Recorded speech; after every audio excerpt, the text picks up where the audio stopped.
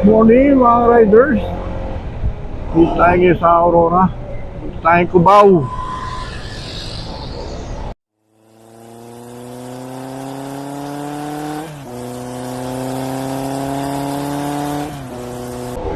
Bili tayong gulong ni ADB. Palitin kasi yung gulong niya.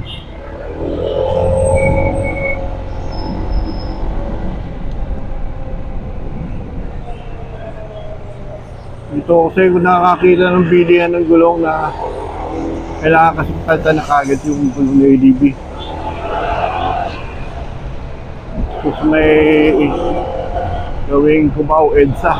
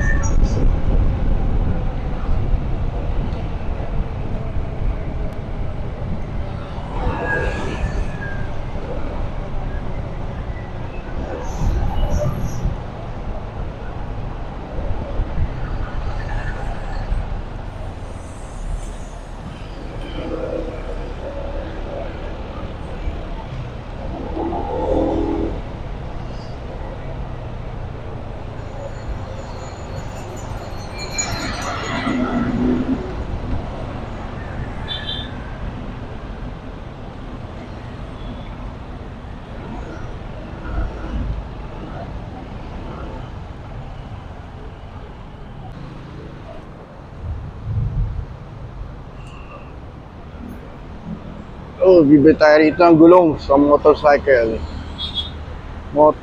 Metrocycle Inc. Yan mga riders, ito na yung papalit natin gulong kay Honda ADB. Punta tayo ngayon, pupunta tayo ng vulcanizing para mapalitan yung gulong natin. Okay. At ito na nga mga riders, dito tayo sa vulcanizing. Kompleto naman gamit si kuya. Mukhang alam niya naman ang gagawin niya kung paano niya baklasin yung gulong natin. Yung kinukumpleto niya na yung mga tools niya, saka may iba siyang ginagawa pa.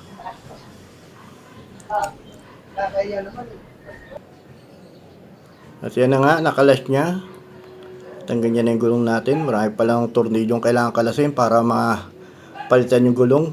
Tanggal yung muffler, brake, yung sa shock, minyangat pa namin dalawa para may ilabas lang itong pinakakabitan. At yan na nga, kakapit na ni kuya yung gulong ko. Alam naman yung ginagawa niya, kaya safe yung motor natin. Shoutout kay kuya, magaling siya gumawa. Alam niya yung ginagawa niya. Sinalang niya na.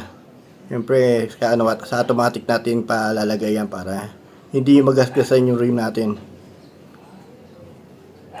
Okay.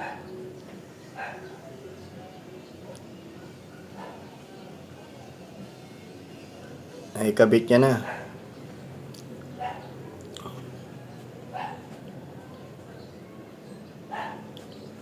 Ngayon naman kakabit niya na yung pito para mahanginin na yung gulong natin. No? Nice. Ito na yung gulong. Ikabit na.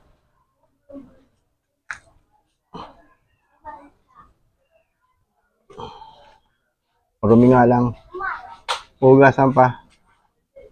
Eh, bago na uli. Gulong niya. Stock tire. Federal. Thank you.